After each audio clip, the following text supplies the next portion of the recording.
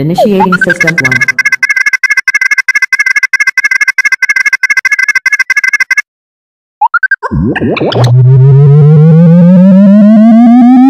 System 1 loaded.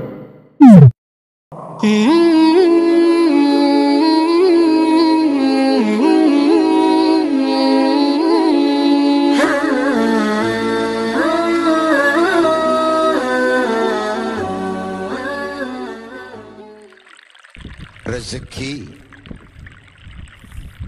artinya pemberian, karunia, given. Bahkan Imam Ali Al-Jurjani menyatakan yang disebut rezeki adalah pemberian karunia, baik dia konkret maupun abstrak. Nah, kalau demikian soalnya, belum pernah sesaat pun dalam hidup kita ini rezeki pernah berhenti. Belum pernah. Sejak kita bangun tidur sampai kita tidur lagi, kata Mbak Surip, sejak kita bangun tidur sampai kita tidur lagi, bahkan tidur itu sendiri rezeki dari Allah Subhanahu wa ta'ala.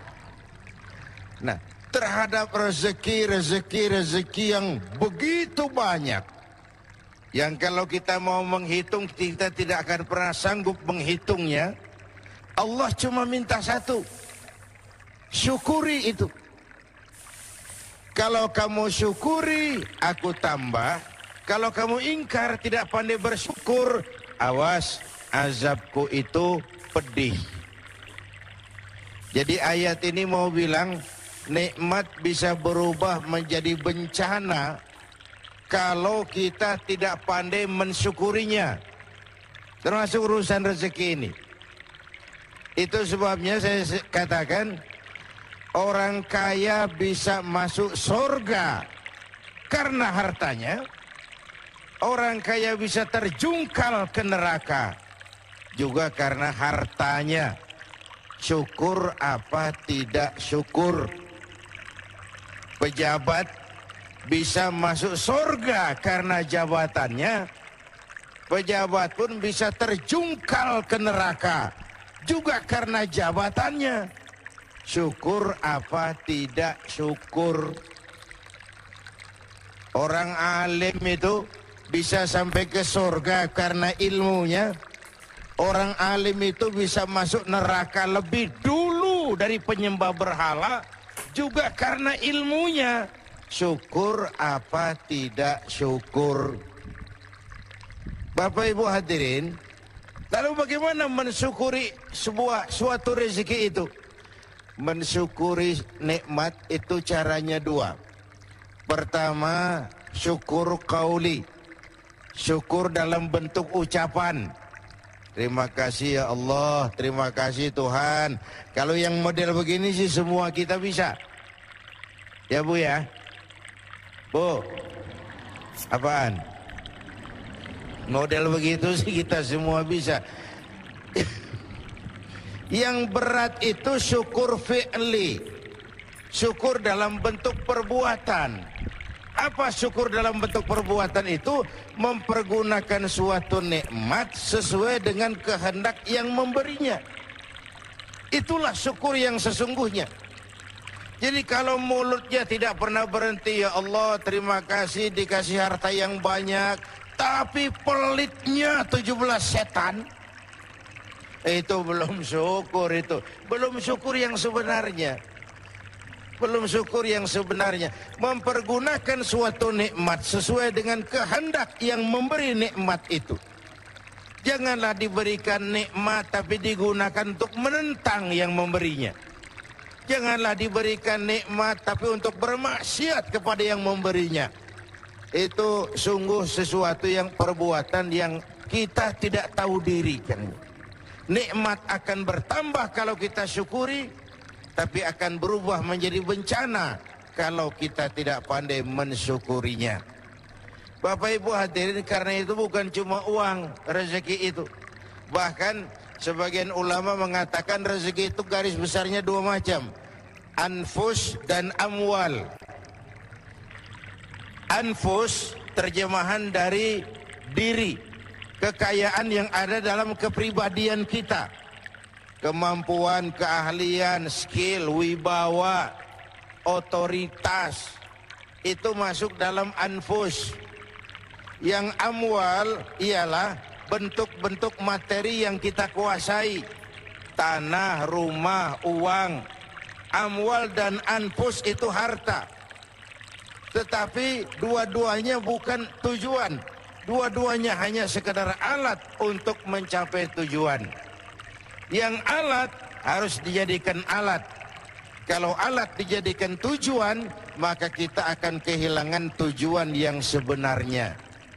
Ayo, saya mau tanya, Ibu selama ini memperalat duit, apa duit yang memperalat Ibu?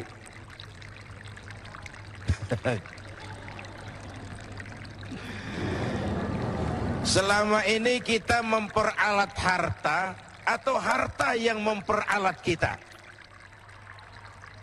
Harta memperalat kita. Yang lebih makro, selama ini kita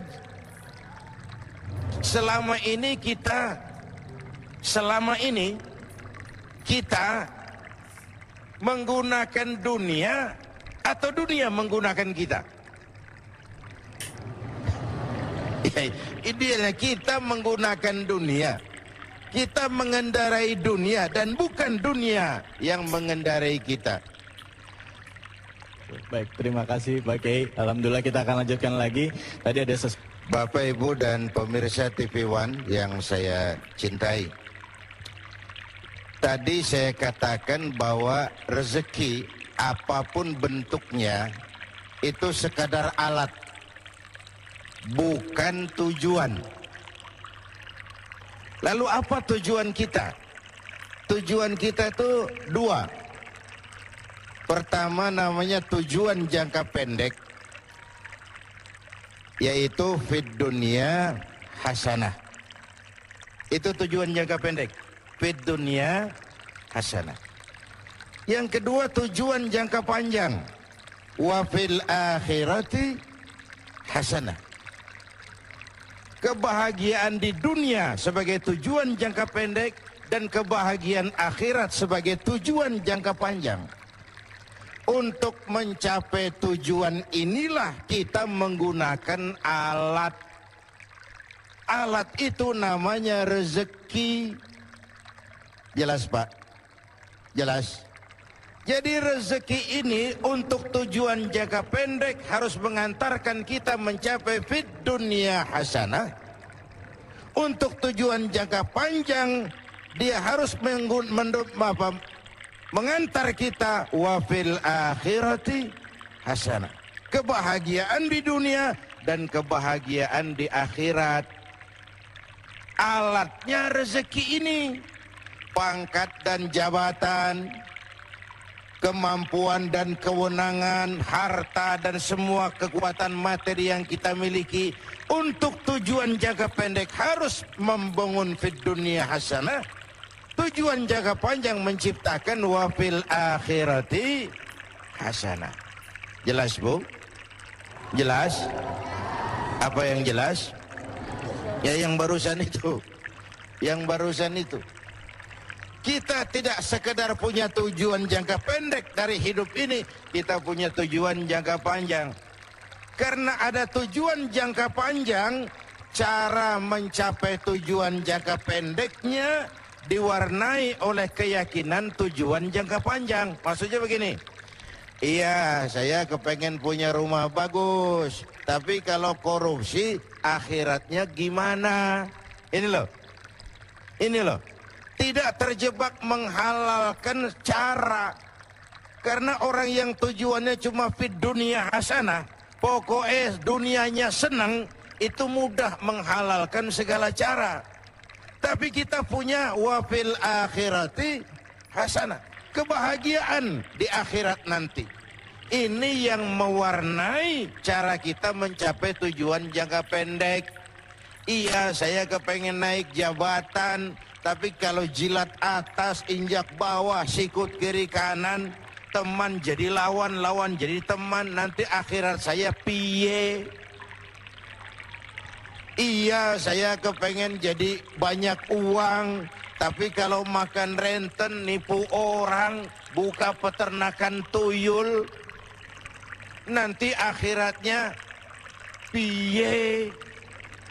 Ada rem. Ada apa? Ada apa?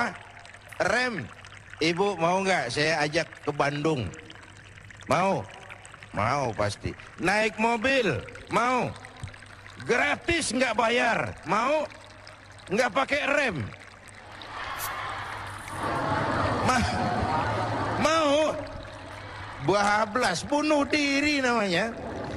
Jadi manusia tanpa keyakinan akhirat, mobil nggak ada remnya. Tujuan menghalalkan cara, dia mudah jatuh ke hal-hal seperti itu. Jadi rezeki yang diberikan Allah kepada kita untuk tujuan jangka pendek harus digunakan sebagai alat mencapai fid dunia hasanah. Untuk tujuan jangka panjang harus digunakan untuk mencapai wafil akhirati hasanah. Ya. Jelas yuk. Ya, baik. Ya, Terima kasih banyak Pak Kiai. Ya, mudah-mudahan tadi penjelasan singkat dari Pak Kiai sudah bisa meresap di hati kita semua dan juga mungkin buat bapak-bapak atau ibu-ibu yang ada di sini yang Assalamualaikum warahmatullahi wabarakatuh. Saya ingin bertanya kepada Bapak Ustadz Zainuddin MZ, bagaimana kita menyikapi mengenai rizki itu sendiri, karena sekarang kan kita susah membedakan antara rizki yang halal dan yang haram gitu. Gitu Ya, Bu. aja Ustadz. Assalamualaikum warahmatullahi wabarakatuh. Waalaikumsalam warahmatullahi wabarakatuh. Silakan Pak Kiai. Gimana membedakannya Pak Kiai?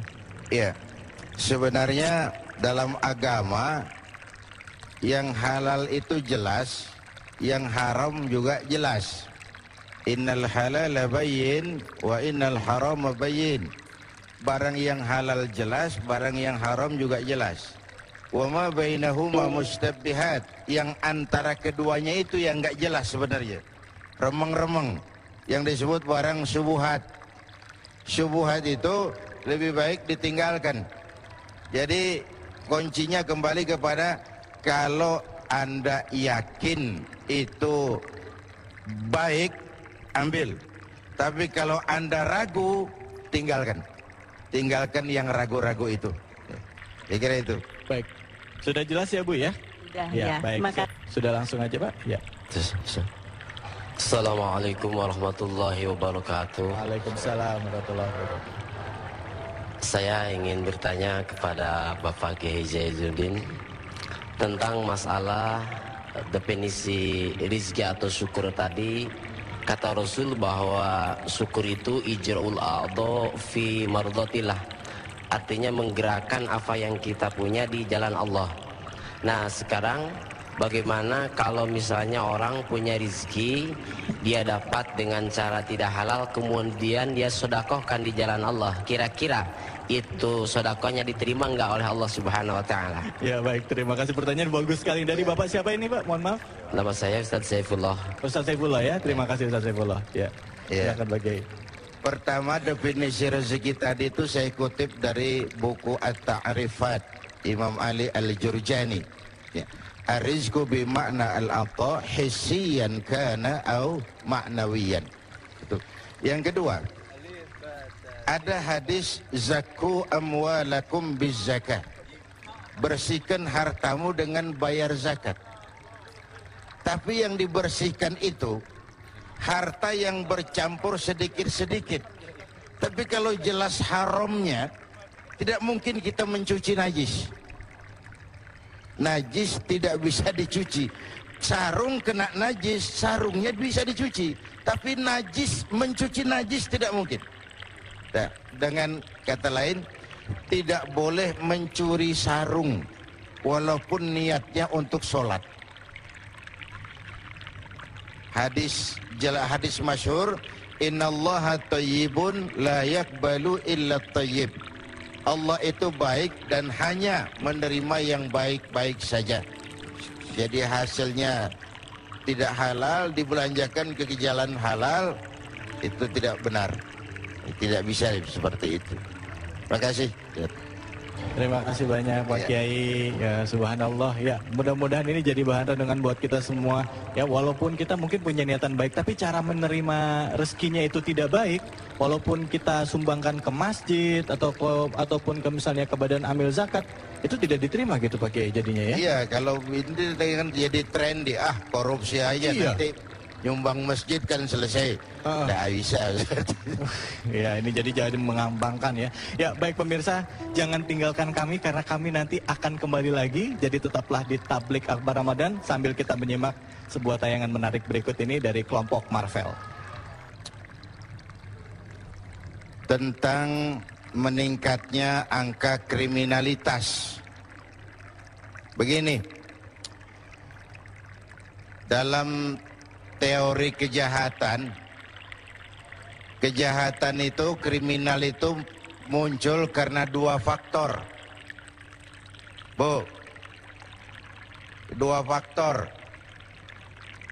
Maaf Pak, kalau Bapak kan tenang, CS. Ini juga kereseh nih ini.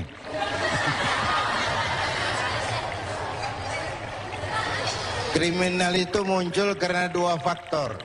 Pertama faktor niat, yang kedua faktor kesempatan. Ya Bu ya. Biasanya kalau dua ini ada, jadi dah. Niat ada, kesempatan ada, jadi. Nah, di antara dua ini yang paling dominan itu faktor niat. Itu yang paling kuat tuh. Kalau niat udah muncul, kesempatan bisa dicari. Kesempatan bisa dibikin. Kesempatan bisa diciptakan. Tapi kalau niat nggak ada, kesempatan seluas apapun nggak bakal orang jadi jahat. Nah, puasa ini kan mengikis niat-niat yang nggak benar. Ya contohnya tadi waktu sembahyang zuhur, ibu waktu berwudu kekemur nggak? Berkemur nggak? Waktu berkemur minum nggak? Kalau minum kan nggak ada yang tahu. Kenapa kita nggak mau? Niat nggak ada. Biar orang kagak lihat sekalipun nggak ada masalah. Tapi sehubungan dengan yang disampaikan tadi, begini, yang sering bikin kita susah dalam hidup, itu karena si mau sama si mampu jalannya nggak bareng. Bu, yang sering bikin kita susah dalam hidup, si mau sama si mampu jalannya nggak bareng. Si maunya duluan terus, udah di ujung dia baru nengok, mana dia si mampu ini. Tapi kalau si mau dan si mampu jalan seiring, tenang kita menjalani kehidupan ini. Saya kira meningkatnya angka kriminalitas, kita berharap dengan nuansa Ramadan bisa ditekan oleh pengaruh pelaksanaan ibadah puasa dalam kehidupan kita. Ini Pak David, silakan kalau ada yang mau mengajukan pertanyaan, ya, baik yang menyangkut penataan ekonomi maupun lain-lain. Ya, terima kasih banyak Pak Kiai. Silakan ibu-ibu atau bapak-bapak ada yang mau bertanya. Silakan, Bapak, silakan Pak. Betul. Assalamualaikum. Udah Pak, silakan bisa langsung itu Pak. Ya.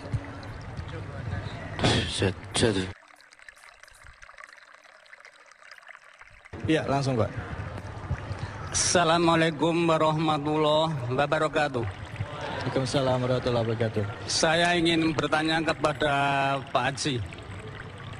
Isi pertanyaan, apa bedanya sunnah dan bid'ah? Sekian, terima kasih. Mengenai pengelolaan keuangannya, ya.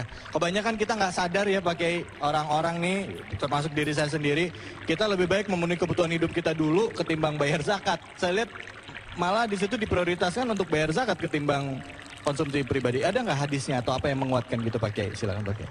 Ya, mendahulukan yang wajib, mendahulukan yang bernilai ibadah. Tapi apapun, memang enak kalau sesuatu itu dipaparkan oleh ahlinya. Dan kita bersyukur bahwa dari pemaparan ini memang ada hal yang sangat penting buat kita. Pertama, menata keuangan, memanage keuangan, menata rezeki. Lalu setelah itu baru menimbulkan gaya hidup yang ditempa oleh ibadah puasa. Misalnya apa? Saya tempo hari bilang orang kaya. Ibu mau kaya nggak? Tahu siapa orang kaya? Tahu nggak? Saya kasih tahu. Tapi jangan bilang-bilang ya. Ini rahasia soalnya. Ibu mau kaya? Tahu nggak siapa orang kaya? Saya kasih tahu. Tapi jangan bilang-bilang. Orang kaya adalah orang yang hidupnya cukup. Bu, orang kaya, orang yang hidupnya cukup. Orang miskin, orang yang selalu merasa kurang. Jadi kalau mau kaya, sederhana aja konsepnya, cukup. Cukup. Cukup. Ya, sebagai manusia kita memanage hidup kita, mengatur sebagaimana disampaikan oleh Pak Syafi'i Antonio, tetapi juga dalam pembinaan mentalitas kita harus tumbuh seperti itu. Iya. Sebab bagaimanapun kita aturnya, kalau di sini masih nggak pernah cukup, bagaimanapun bagusnya manajemen keuangan kita, kalau di sininya nggak pernah cukup, percuma juga, ya Bu ya. Bapak Ibu hadirin, saya kira apa ya kita haturkan banyak terima kasih kepada Dr. Syafi'i Antonio, pakar ekonomi Islam yang sudah memberikan sumbangan yang sangat berarti, terutama mau menghadapi Lebaran di mana gejolak harga nyaris nggak terkendali, tapi kita harus bisa menata keuangan seperti pesankan oleh beliau tadi.